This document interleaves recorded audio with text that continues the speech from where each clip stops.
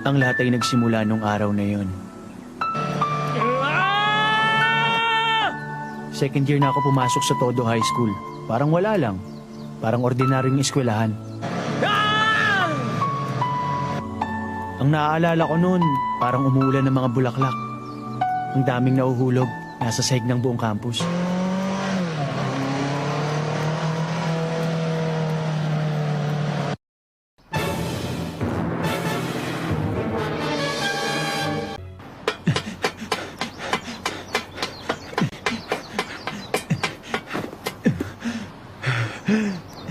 Takayanagi! Ah!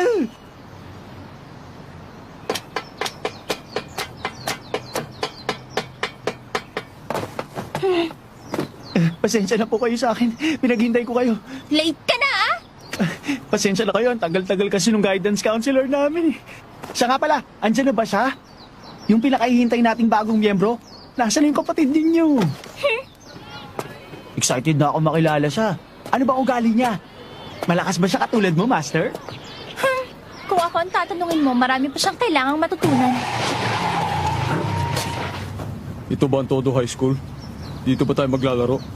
Kapag naghari tayo rito, pang 100 eskwela na to. Bagong record na. Kaya lang, para naiiba yata ang eskwelahan ito. Kaya nga magiging masaya eh. Kapag mas malakas ang kalaban, mas masaya. At saka kahit sino pa mga estudyante dyan, panis sa atin ang mga yan. Kaya madaling mapapasa atin ang eskwela ang to.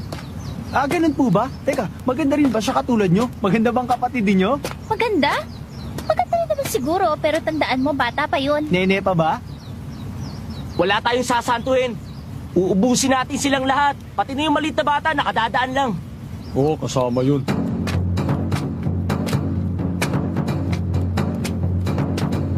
Basta, huwag ka nalang umasa na may ipapakitang magaling yung kapatid ko.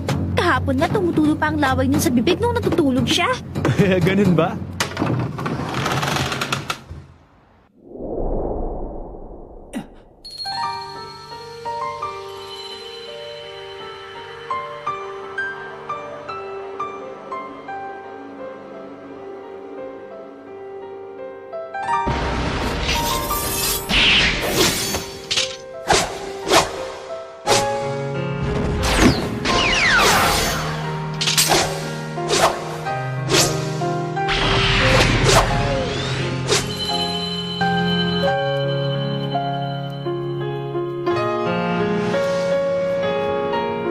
Nung oras na yun, parang kinukuryente ang utak ko.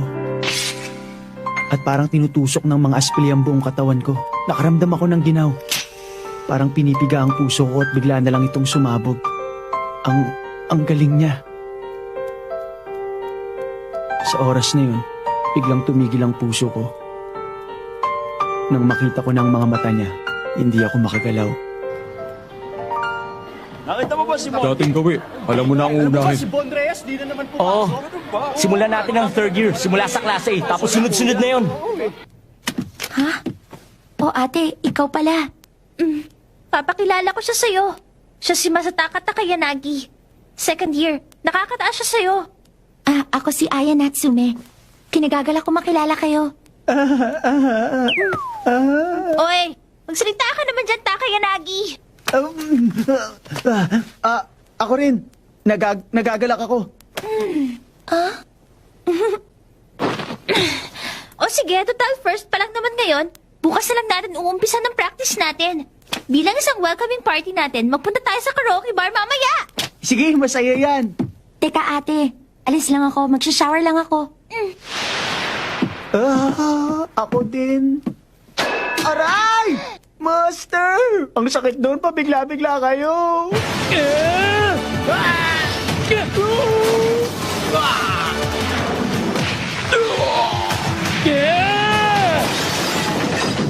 Teka, sino ba kayong dalawa? Mga freshman? Alam ba ninyong ginagawa ninyo? Ang yabang nyo ah. Siyempre alam namin. Hindi na kasi namin inabutan yung flag ceremony eh. Kaya ngayon, uumpisa namin ang seremonyas. Ako si Suichiro Nagi. Ako si Bob Makihara. Simula sa araw na to, ang pangkat naming lakil pa mga hawak sa eskwela to. Kaya kung meron kayong tanong, magsalita na kayo. At wala kaming pakialam kung first year kayo o third year na kayo. Papatulan namin kayo lahat. La la la la. Ha, ha. La la la. Parang tumungtuwa ka dyan, Takayanagi. Hindi. Medyo mahina tong Jukin Book Club natin kumpara sa iba. Pero may advantage din naman na kainaan, di ba? Kahit madagdagan lang tayo ng isang malakas na miyembro, okay na rin yun. Basta maabot natin yung balak natin. Ano bang balak natin? Sige na nga. Mas mabuti pa nga yata kung bababaan ko na lang ang standards natin. Hindi naman yun ang ibig kong sabihin. Oh, ayan pala siya. Miss Natsume. Ha? Sensya na't istorbo namin kayo. Miss Natsume, baka pwede kayong sumama sa amin. Hindi na namin kaya mga yun eh. Ayun yung dalawa, oh. Bigla na lang nagganap ng away. Kanina pa nga naggugulo mga yan eh. Hindi na namin maintindihan kung bakit. Grabe naman sila. Silang dalawa lang may gawa nito. Oo nga, parang nagpapapawis lang.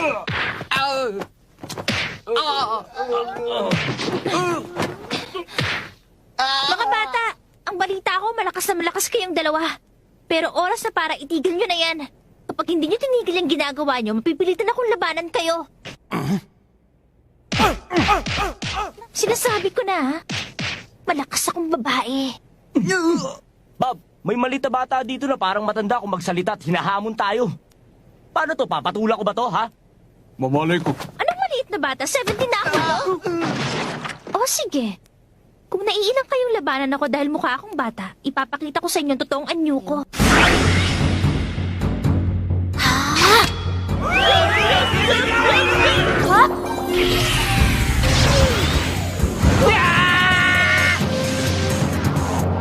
Introducing Todo High School 3rd Year Natsume Koshiro Kaiden Club Maya Natsume. Bob, paano naman kung ganito? Kung yung maliit na babae kanina ay biglang nagpalit ng anyo, tapos nag-iisang napaka-sexy na babae. Papatulak ko na ba siya ngayon? Malay ko. Ang Natsume Rikuki Denko Level 23. Para sa tulad kong mataas pa sa level na yan. Madali lang ang magpalit ng anyo. Medyo busy ako ngayon. Kaya kailangan ko nang tapusin kayo agad.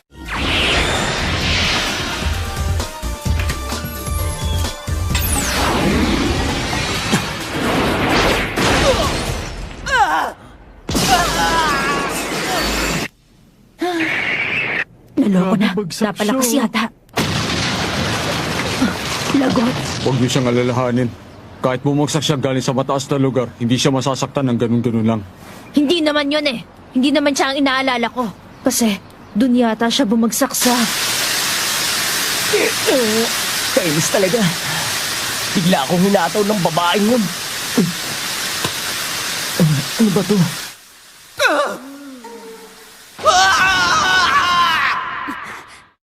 Di ba sinabi ni Ayo na maliligo siya? Master! Takayanagi! Ikaw na ang bahala sa isang yan! Ikaw ang lalaban sa akin.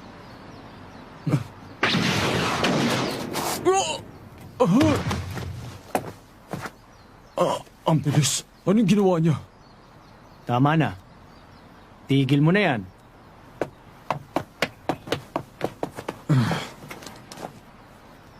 Yung babaeng master at yung si Masataka Takayanagi. Kung kami ang maghahari dito, mukhang mapapalaban muna kami. Naku, lagot na. Nahuli na nga ako.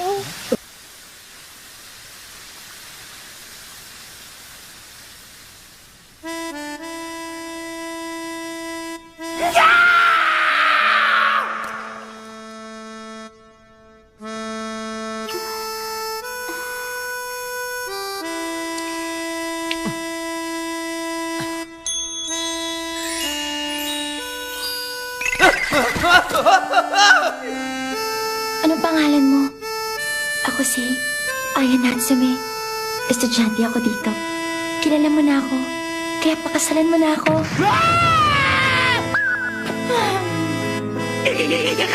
Kasal! Kasal. Pakasalan mo na ako. Nababaliw ka na ba?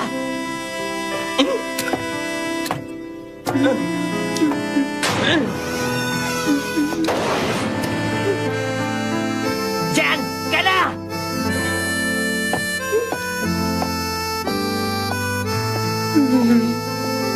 Aya, ang mga mata mo. Seryoso Ano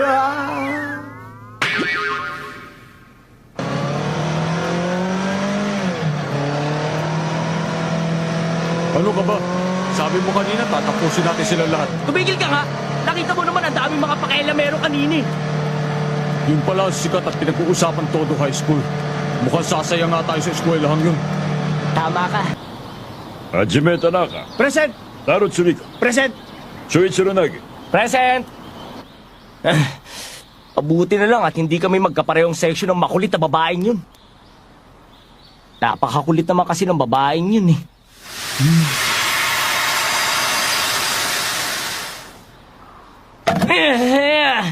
Kung bakit kasi siya pa ang naging first kiss ko eh. Kainis! Magandang umaga sa'yo.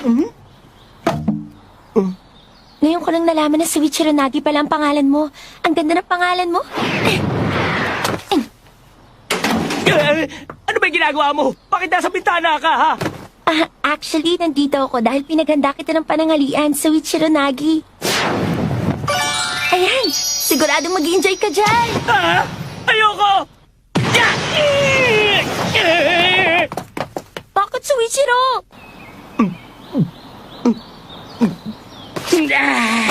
Hindi mo naman kailangan tumakbo ng ganun, ano? Yung sa bagay, dati ka na talagang hindi marunong makitungo sa mga babae. Hindi mo alam kung gaano kakulit ang babaeng yun. Ang plano, mapasatin ang eskwela ang to. Ngayon nagkakagulo na lahat. Dahil sa kanya. Teka, paano may paparating? Kaya pala, dito ka pala kumakain ng tanghalian eh. Ayan na!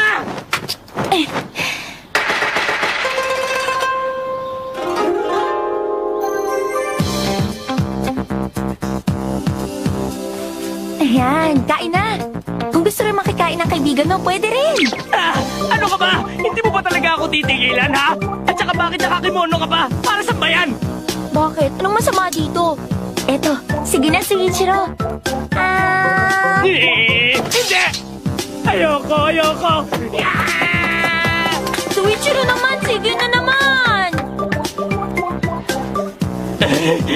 Sa lahat pa naman ng lugar na pagtataguan, bakit ito pa napili ko? Ang kulit talaga niya. Kaya naman pala wala akong kagana-ganang kumain. Masama palang pakiramdam mo. Ako po. Sige na, titignan ko kung may sakit ka.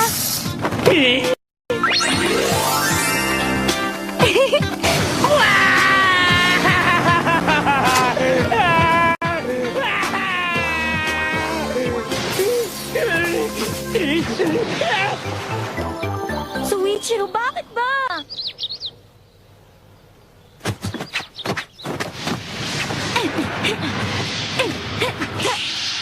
Nag-isip ka na ibang bagay habang nagtatraining. Parang hindi ikaw yan, ate ah!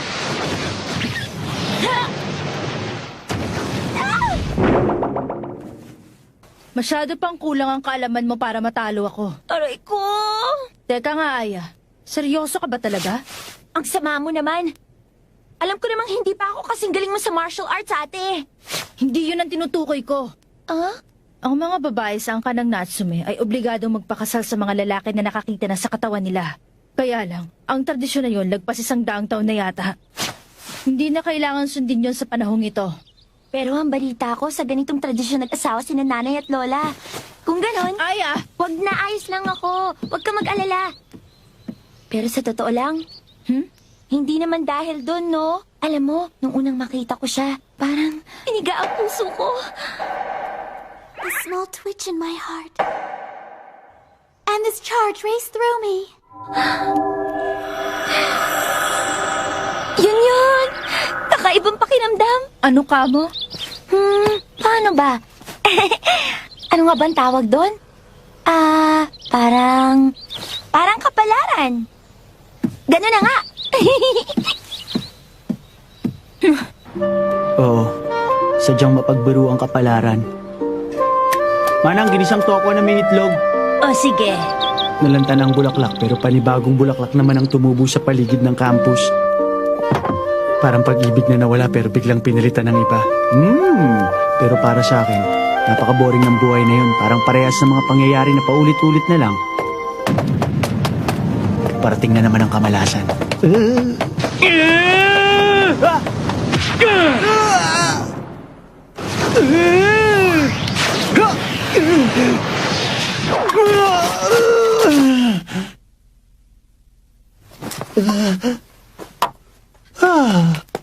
Soichiro naman! Soichiro! Soichiro naman! Pagkakataon mo na ngayon makatikim ng napakasarap na luto ko. Kaya isubo mo na to. Ang kulit talaga! Araw-araw na lang! Araw-araw na lang kukulitin mo ako! Ano ka ba talaga, ha? Mamamatay muna ako bago ko tikman yan! Mauimi ang sinabi mo! Paano mo masasabing ayaw mo kung hindi mo pa ito natitikman, ha? Ayoko nga sinabi eh! Bakit naman? Basta masama ang pakiramdam ko! Pasensya na, Manang. Ililigpit ko na lang mamaya. Pero pwede ba bigyan niyo muna ako ng isa pa? Ang huli naman nila. Sandali lang! Pasensya ka na, sir. Bayaran ko na lang yung natapon. Hindi ko naramdaman na nasa tabi ko na siya. Wag na. Kung gusto niyong bumawi sa akin niyo na lang ipakain yung niluto ni Aya. Mas okay pa sa akin yun. Mabait naman siya talaga eh. Masyado lang mahiyain. Ganyan lang siya talaga. Masyado kong umasta. Pagpasensyahan mo na lang. Ayan, okay na?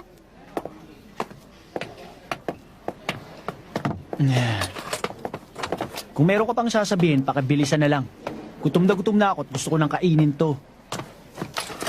Isang tanong. Sabihin mo sa akin, sa eskwelang ito, ilang estudyante ang mas malakas kaysa sa'yo? At kung pwede, ibigay mo na rin ang mga pangalan nila. Yung maliit na babae, kasali na siya dun, hindi ba? Pero palagay ko, hindi siya ang pinakamalakas. Pero kutob ko pa lang yun. Naniniwala kasi ako na may mga estudyante sa eskwelang ito na higit pa ang lakas sa mga halimaw. Tama ba ako?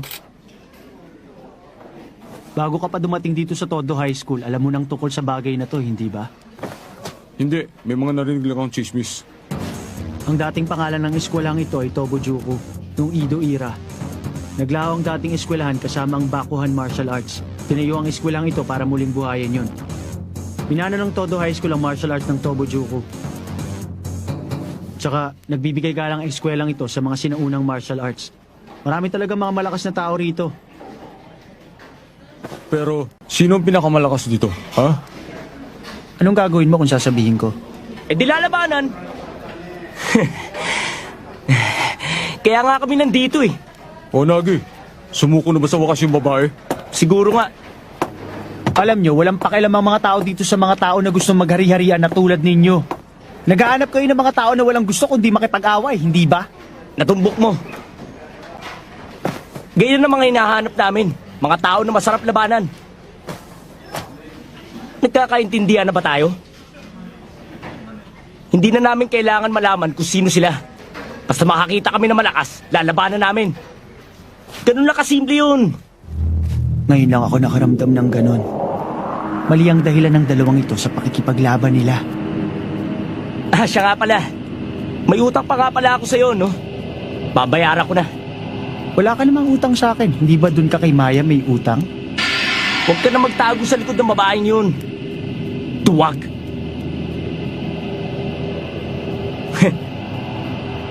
So Ichiro, kapag natalo ka sa taong yan, hindi kita tutulungan.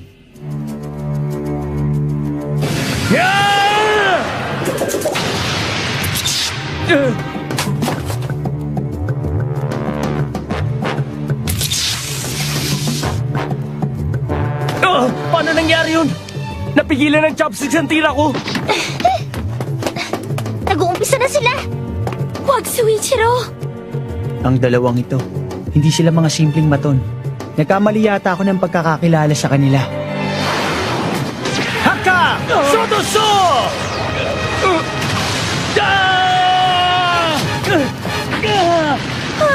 Ako, lagot. Wala namang kaalam-alam ang batang yun eh. Bakit niya pinatulan yun? Kulang pa siya sa disiplina. Ang pinagkaiba lang ng dalawang to sa mga palaboy-laboy na sanggano sa kali. Masaya pa rin sila. Ibang klase talaga may mga napapalang kasiyahan sa pakikipaglaban. Sige nga, makikita natin ngayon. Kung may ibubuga ba talaga yung kinalolokohan mong lalaki. Soichiro.